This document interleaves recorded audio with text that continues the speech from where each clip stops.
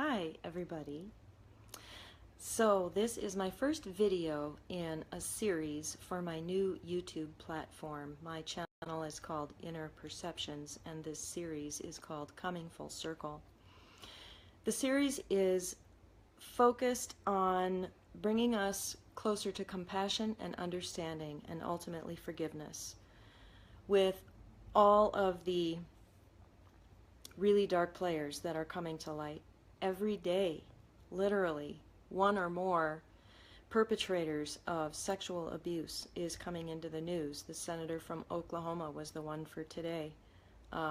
Charlie Rose, George Takei, Kevin Spacey, Harvey Weinstein. So before we get started on this, I want to mention a couple of things. The first is energetically protect yourself, because we're going into Shadowland. I didn't do this the first time I started doing research, and I ended up getting kind of slimed energetically. So I'm sending out a shield of light to all of you, and I surround myself with this as well. Hi, Bree. So let's get into Harvey Weinstein and how we can identify with humanity, maybe do some work on ourselves, and take this to the next level. So yes, Bree, this is my new platform, and launching, this is the very first video I'm doing, and launching this whole series on forgiveness. So if you have any insights to share or any healing process, that would be greatly appreciated. So why am I talking about Harvey Weinstein? Because he was on my mind the morning that I got this download to do this. And the first question that I asked that came through was, let's look at him physically. What is he putting out? He's putting out ugliness. I mean, the guy looks ugly. I think he feels ugly, and he's putting that out there, almost like a weapon.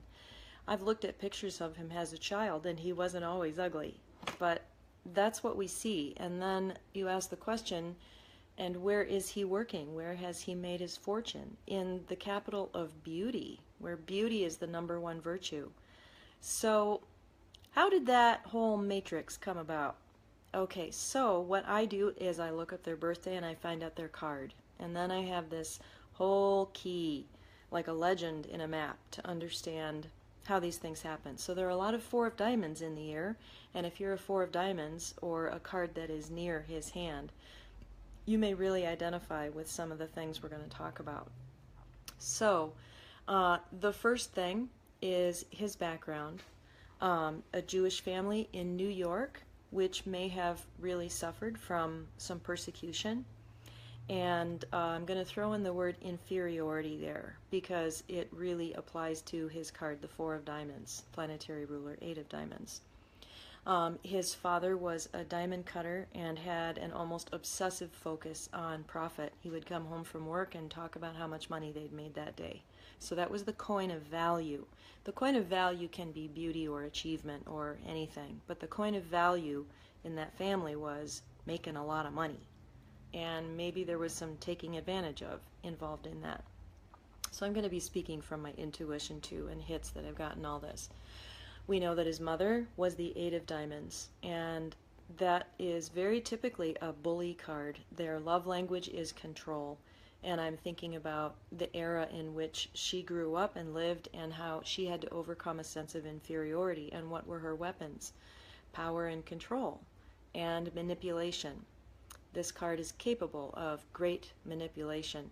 So we have to ask, how did his modeling of that, especially because she was his planetary ruling card, the 8 of diamonds, how was she a perfect model for power and control and manipulation?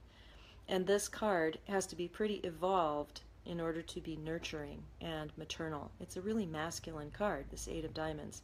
So we have to ask, how much nurturing did he get? And that goes to his 4 of hearts moon card, which typically feels really insecure and needs to feel safe. How safe did he feel growing up? There is a story of how he got his brother to go down to the kitchen and raid the cookie jar, or maybe it was the ice box for some ice cream, but he got manipulated So we see these characteristics coming out. I keep looking over at my computer here. Manipulation, escaping blame, subterfuge, greed, stealing. So we can see these things beginning to appear quite early in his life, which is probably indicative of how he got a sense of value. And as human beings, aren't we always trying to just feel okay, feel loved, feel a sense of value? When in truth we are already, completely and unconditionally, but life seems to be a journey of discovering that on every level, remembering.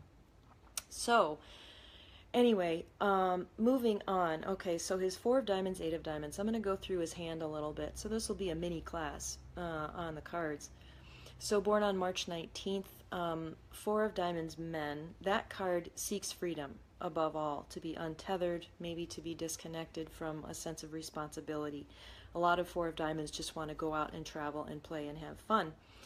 And was he obsessed with freedom from consequence, perhaps? It's also a security-seeking card, looking for a sense of value. And again, his father's money, connecting that, where does my value come from? There's an unconscious sense of insecurity and inferiority in childhood and not feeling truly safe and secure. And so the tapestry got set up, and he got set up to become, I don't know, to deal with these issues. Perhaps he's playing a role in our culture in a really pivotal way, and maybe he agreed to that, and maybe there was a lot of love there. And maybe we could also just look at it and see, wow, he didn't learn his lessons, did he? Well, he's got some massive karma cards that are definitely applying to his life right now, which involves the exposure of secrets. I kid you not. Ace of Spades and Pluto. Okay, so I'm not going to mention all the cards in his hand, so I'm going to jump to the Venus card. 8 of Hearts and Venus. The Venus card shows you your relationship style, and an 8 of Hearts is about power and control and charm. The Saturn card tells us what our character development will be around, and he has the Queen of Hearts, which is a card dealing with sexuality, altered states, addiction, and mother issues. So that's his Saturn. That's his really tough work. The Uranus card in a person's hand deals with how they deal with community, labor under them, and a special gift or talent. So his Uranus card is the 10 of Clubs, and that is a very single-minded, ambitious kind of energy ruled by Mars alone, which puts task above people, getting it done, this aggressive urge to get it done. And let's see, and the Jack of Spades sits under that card, which is the card of lying and deceiving and manipulating. So is this his special gift and talent? Ugh. Okay, if you're a 4 of diamonds, or if you fall into this category and you identify with this, yeah, I think those of us who are good at manipulating know that we have that gift. And it's kind of uncomfortable to look back and see times that maybe we did. And sometimes we do that unconsciously. Our ego is on a mission to feel better and to get what it believes it's lacking. The healing occurs when you just gentle your ego back into your heart and you say, nothing is missing here. You're fine, honey. It's like a scared little child, and you make them the passenger and not the driver. But in Harvey Weinstein's case, this unconscious drive to get what he needed and what he wanted, we can look at all the styles of how he did that, and we can identify definitely with the motivation to feel better. We all have an ego that's functioning and in kind of an underhanded way sometimes. And to a greater or lesser extent, we can identify with how he went about those things, because his hand is defining in a very specific way what his talents and skills and tools are. Okay, so moving on to the Pluto card, the King of Spades. The Pluto card represents the ultimate death and rebirth challenge. And Bree, by the way, I won't be offended if you want to get off this recording, because it's probably not what you were expecting. So anyway, and if you have any insights, please share them. Or if this is hitting home, like a reading for you. Okay, so the King of Spades in Pluto means that the ultimate test and the transformation is going to be around responsibility. Taking responsibility in his case. Seeing responsibility as empowering to others, rather than controlling them? When you're in a position of management, do you uplift and serve? Which that's what positions of leadership are all about, is service. Or was it about management and control to try to get what he needed to suck it out of these people that were around him? Oh, good. I'm so glad.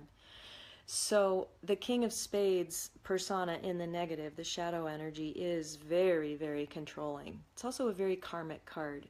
The karma about this card is always, it always comes in a very individual, customized, undifferentiated way, and you can't say what the King of Spades karma is about in particular. The individual finds out.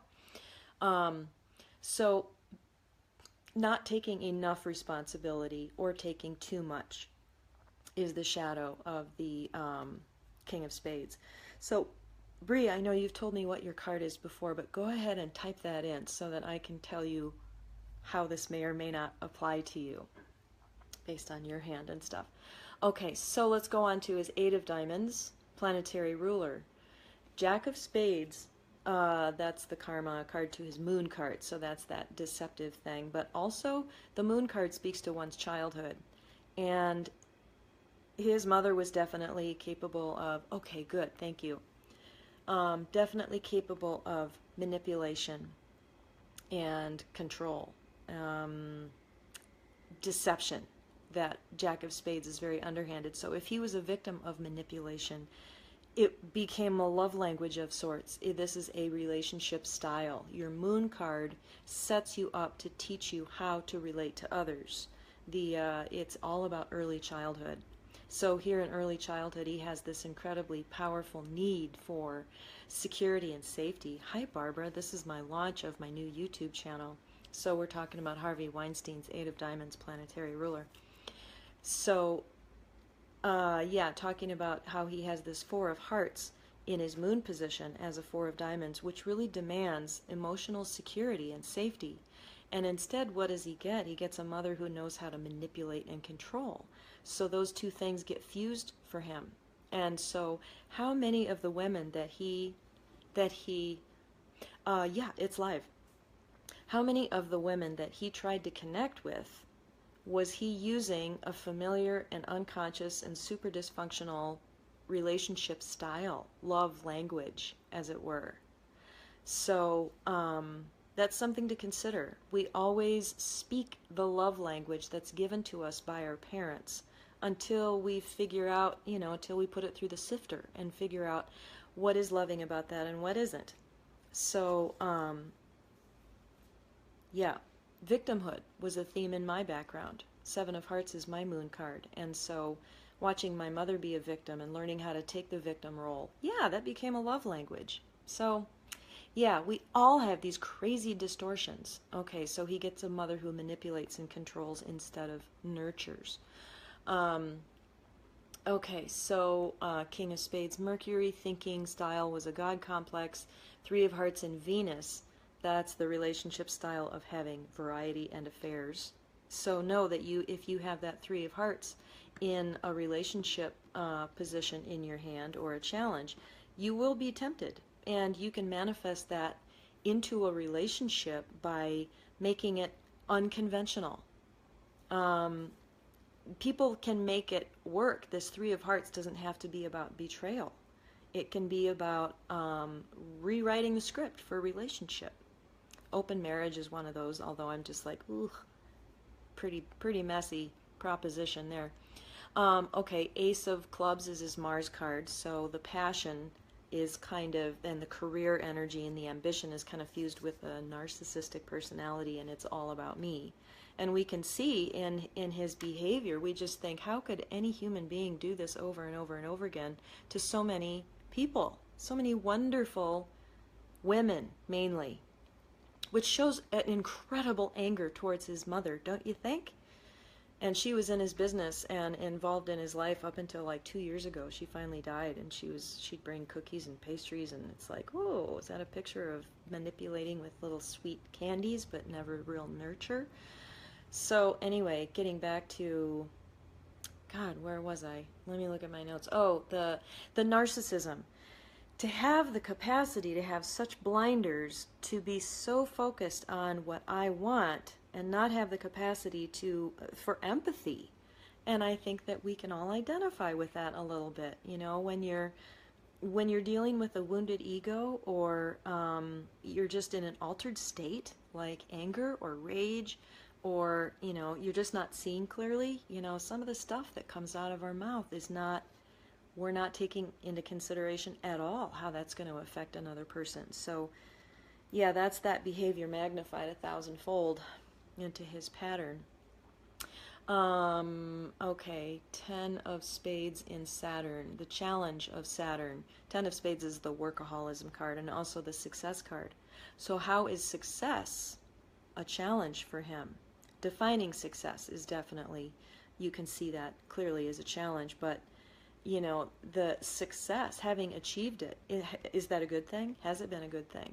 So Bree says, I've been talking about childhood with myself and others lately. Yeah, you know what? Tender inner child, even Dark Night of the Soul stuff is really coming up for people. I mean, I can list 5 people right now who are in a really, really dark, deep, difficult stuff. So part of it is Jupiter and Scorpio. And since Barbara's here, she might comment on the astrology of anything that comes up that we talk about.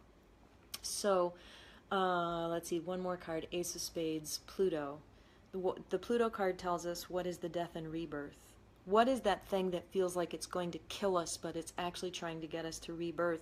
I kid you not, his Pluto card is the Ace of Spades, the card of secrets. Woo! So this is his Pluto. This is his Dark Night of the Soul. Can you imagine? So we can send him light, or ask our angels to send him light, to say, dude, this is your opportunity to wake up, take responsibility, really get to the core of it. We can only hope, but what we can do for sure is use his stuff to come to greater compassion and understanding of our own stuff. So the takeaway, so this is where we sort of bring it back around to ourselves. Control and manipulation. How do we try to get what we want? What is our strategy? How do we use control? We all use control in one way or another, and some are passive and look very nicey nice, like the 9's way of controlling is to get someone to need you or depend on you, or to always be tuned into their emotions, caretaking them, being so invested in their well-being, and you're really doing it so that you survive. And that's the whole lie of the ego, is that you need to do anything to survive, or to be loved, or to have what you need. We all have what we need, and we're all loved. So anyway, this is finding a lot of space for the ego. This is just what egos do. And his was out of control. It was, what's the word? It was untempered. There was nothing to stop him from doing this. And I wouldn't be surprised if he wanted to be stopped. So anyway, our strategies for control. How have we misrepresented ourselves for an objective? And so this is part of his charm thing and the manipulation. What do we hold over other people's heads? What do we withhold? Just like he withheld success and opportunity until he got this thing. Do we withhold things? And I want to talk about the victims for a second. I am a victim of sexual abuse. It's a one-time thing when I was 11, and I was repressed until I turned 47, and then I remembered, and then it basically just blew my life wide open for over a year. I couldn't even leave the house for a month. Anxiety attacks that are just absolutely the worst experience imaginable on the planet, I think. Thinking I'm going to lose my mind, so I speak with some experience about this whole thing. And I just want to talk about how forgiving the self for having been a victim is a big theme. We all figure that there was something we could have done to stop it. And that may or may not be true.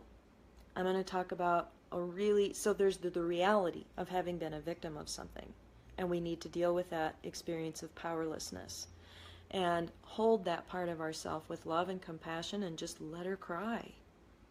It's so sad and so hard and so true that there are victims, and we always try to call it, victim complex and make it bad, but it's a valid experience, and we have to figure out how to deal with it.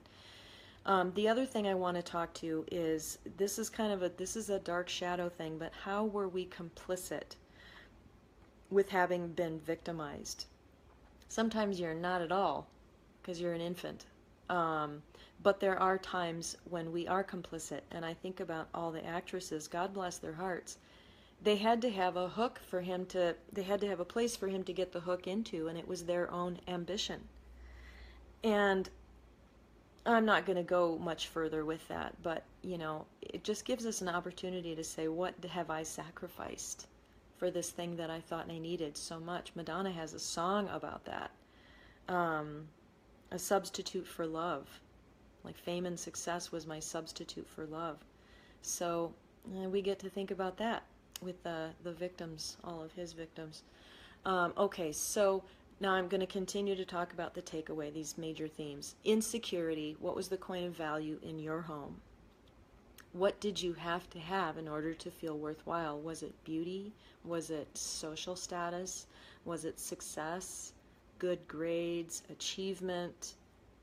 Being compassionate or nice? And whatever it was that we got affirmed and valued for, we tried to really, really develop that. And there's a lot of distortion that happens with that, you know, because nobody can be nice all the time. Nobody can be beautiful all the time. Nobody's going to achieve and be successful all the time.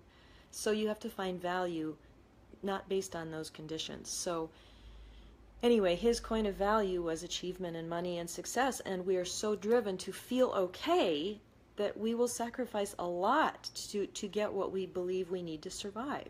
And so that's what he was doing. In order to survive, I have to be successful and make a lot of money. And so he probably screwed a lot of people over for that, because that was how deep his sense of lack was in himself.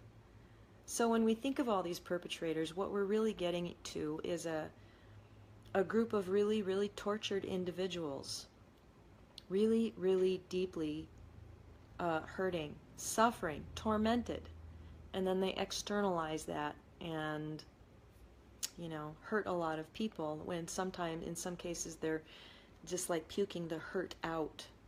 And what we need to do is swallow it into the heart of compassion, where the fires can burn it up. So, okay, manipulation and control, insecurity, addiction. I just wanted to read this really quick. The definition of addiction is, I made this up, but I think it's true. Doing something that is bad for you in the attempt to feel better. For example, binging on Netflix, too much sugar, too much sex, too much working out, body fixations, anger, anything that we do, smoking, that we believe is going to make it better when in fact it's making it worse. So we all have addictions.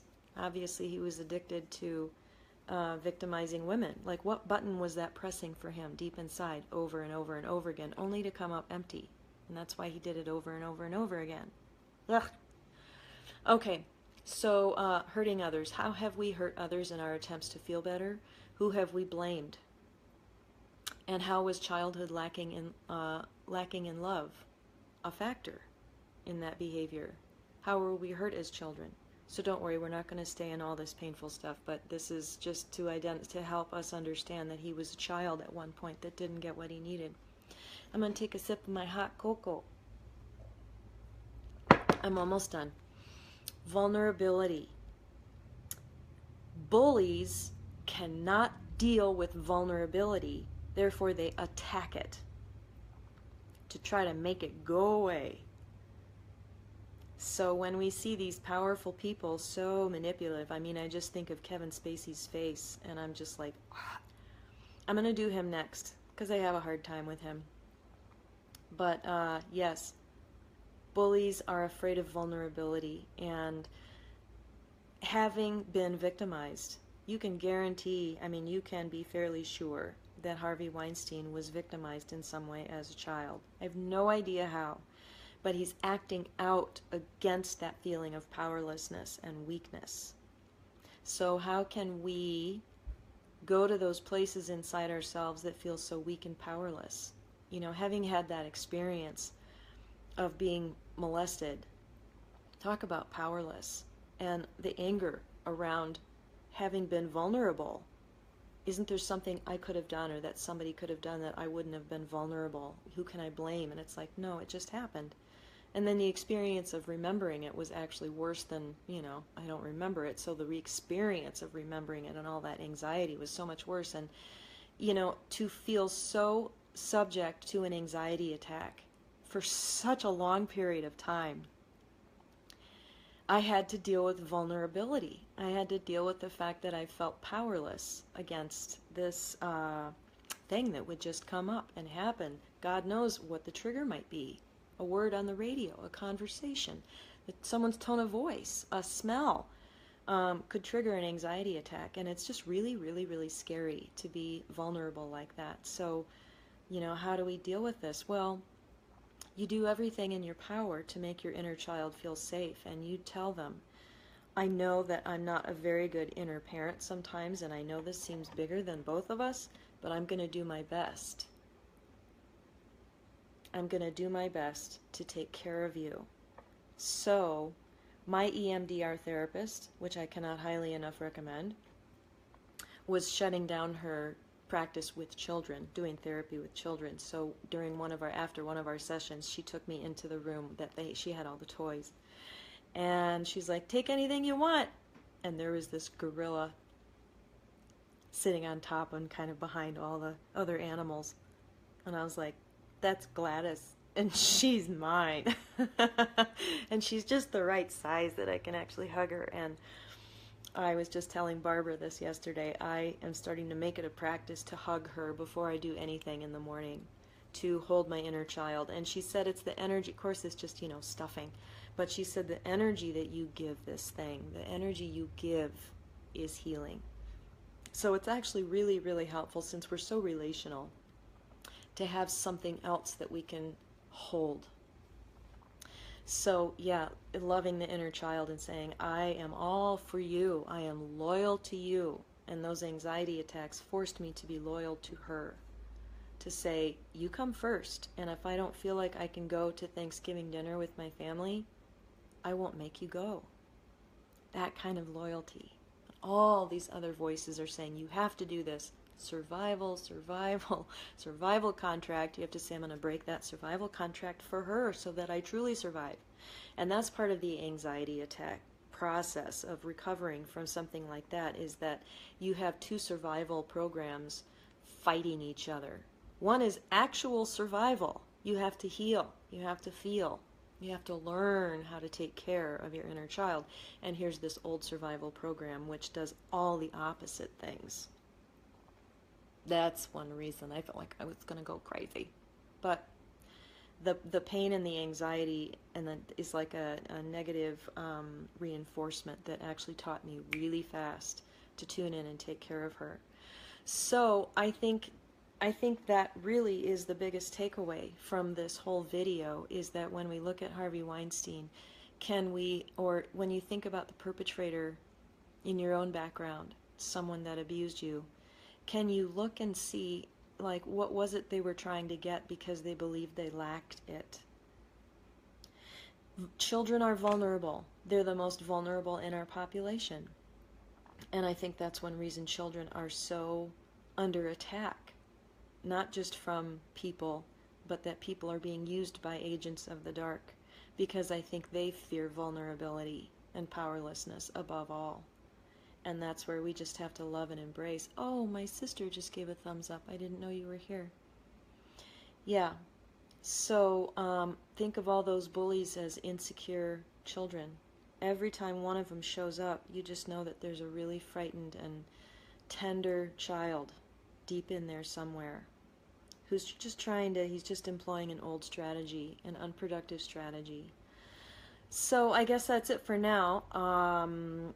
I have good information that says I can upload this to YouTube. So I'm going to do these live broadcasts in Nurturing Sovereignty, this group that we've got, but also on my regular Facebook page. I want feedback from you guys, because you are a pool of wisdom and insight, and this is a really challenging undertaking that I'm doing, because I'm like, what do I know about forgiving people like this? I mean, I kind of limped my way through forgiving that guy that abused me, that Sunday school teacher. It took me a long time to do it, and he was a really fuzzy character in my mind. So I haven't had to do a lot of that work. I mean, yeah, we all have to forgive, but my guides told me to do this, and so I'm doing it. And I think that, okay, here's this circle.